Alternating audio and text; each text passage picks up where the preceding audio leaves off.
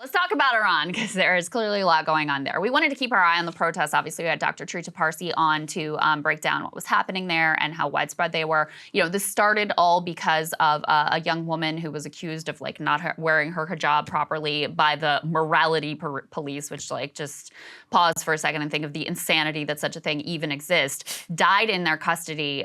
You know, the family really believes that she was basically beaten to death. They deny it, but you take that for what it's worth. So those protests continue. Let's go ahead and put this up on the screen.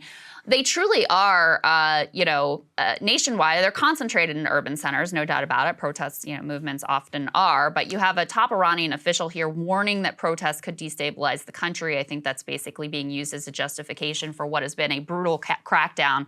You've had estimates vary, but I've seen at least 50 deaths in these protests, 50 people killed in these protests. Iran's parliamentary speaker warned Sunday the protests over the death of a young woman in police custody could destabilize the country and urged security forces to deal harshly with those he claimed endanger public order as countrywide unrest entered its third week.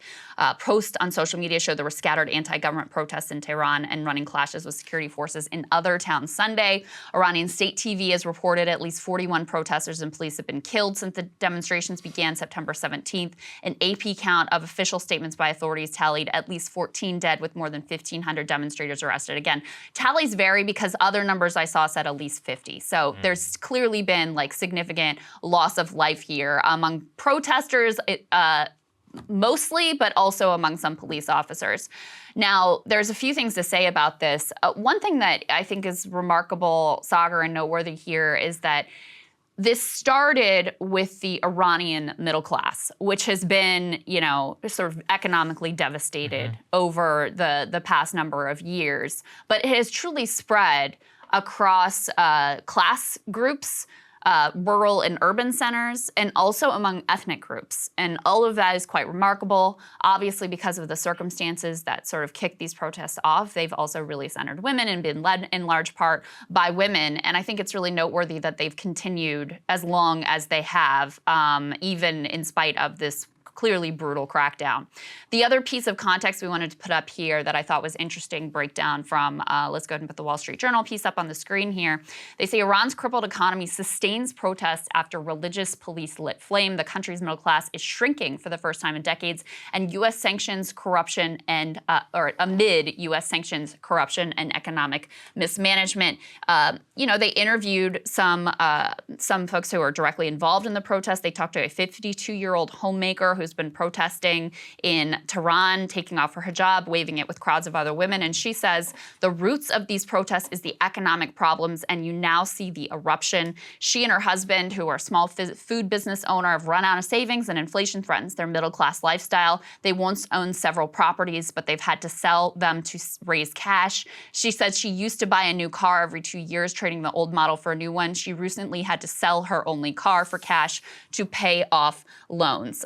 Some of the numbers underscoring this, the middle class is under pressure from 50% inflation. Yep. Think about that. 50% inflation, a currency that fell to its lowest levels ever this year. That means anything you import is going to be way, way, way more expensive. That continues to feed that 50% inflation. Today, more than a third of Iran lives in poverty, compared with 20% just in 2015, and the middle class has shrunk to comprise less than half the country. And that is a stunning reversal as well. The Iranian middle class has been sort of famously robust for a long time. Of course. I mean, I think that that's actually very noteworthy, which is that at the same time that you are getting crippled economically, it's like you have somebody getting beaten, possibly to death by the so-called morality police. And you're just like, okay, what's the whole point?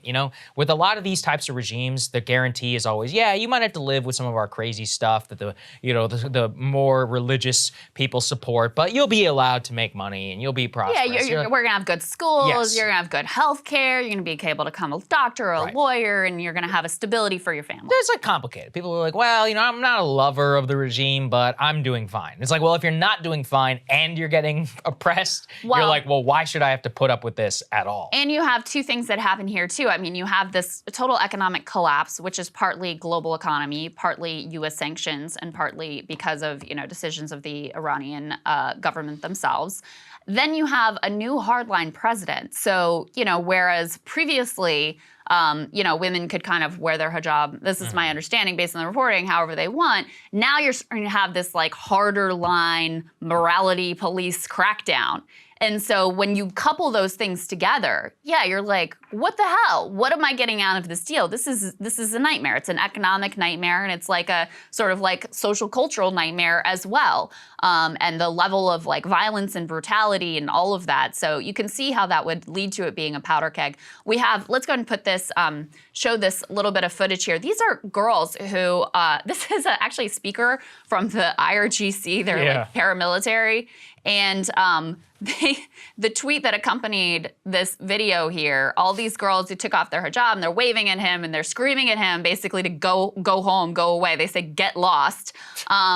So this is at an all-girls school. And it's just one example of the type of protests, quite courageous, in fact, that have been going on around the country. And, I know this is a little complicated because Iran is one of the like official bad guy regimes of the U.S. government. And so there's also always speculation of like, is the CIA involved in like creating this discontent and all of these things. But it seems pretty clear this was a very organic movement, that the fuse was lit by this event of police violence, that, there was already all this like economic discontent and kindling there. And the last thing I want to say is I do see some people who are like, oh, see, this justifies the sanctions. This is what we wanted to get. And I think that's absurd. Like, it's immoral to punish a population and try to strangle them with the hope of like maybe they'll rise up and get rid of the regime. Yeah, I mean, I don't think there's much else to say except like I wish them the best. And I hope it leads to some societal change in Iran.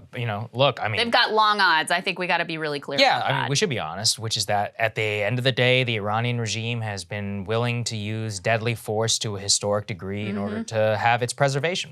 Kind of a long-standing tradition with authoritarian governments.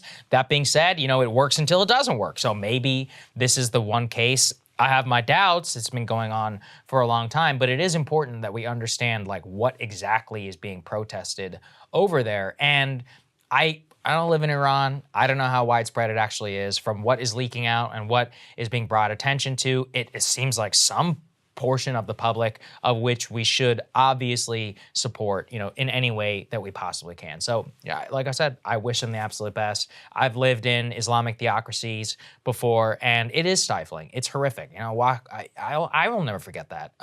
It made me such an appreciator of just our society, like watching women, completely clad in the niqab, walking 10 steps behind their husbands, and like hearing stories about the way that they're treated at home, and they have no rights. They can't leave the country, just for context, he's living in Qatar. I mean, even some of these princesses, like, they're wealthy, but they have no authority. They can't even get on a plane without the permission of their fathers or their husbands, like married off against their will. It really is horrific. I can't even believe that it exists in the year 2022. Yeah. So to the extent that still exists in Iran, which it certainly does with these so-called morality police, I wish them the best. I don't think any human being, especially women, deserves to live like that. Yeah, no, there's no doubt about that. Yeah. And the last piece that I will say, which, I mean, maybe I don't know how you feel about me saying it, but it's also bears keeping in mind that, like, we had the Arab Spring. There was a lot of hope that you would have these more, like, reformist, more sort of open, liberal, tolerant, democratic regimes. And unfortunately, it didn't work out. And, you have a situation in Iran where in a previous set of protests several years back, they basically like forcibly disbanded the labor unions and a lot of the sort of like civil society organizations that could form the bedrock of if you were going to have an actual revolution, a new government, and all those sorts of things. So that just makes the odds that much more difficult. But we don't want to lose sight of their struggle, because you do have people who are really, courageously fighting right now, and for a very just cause. Yeah, I think that's very true. Cable news is ripping us apart, dividing the country, making it impossible to function as a society, and making it impossible to know just what is true and what is false. But the good news is they are failing, and they know it.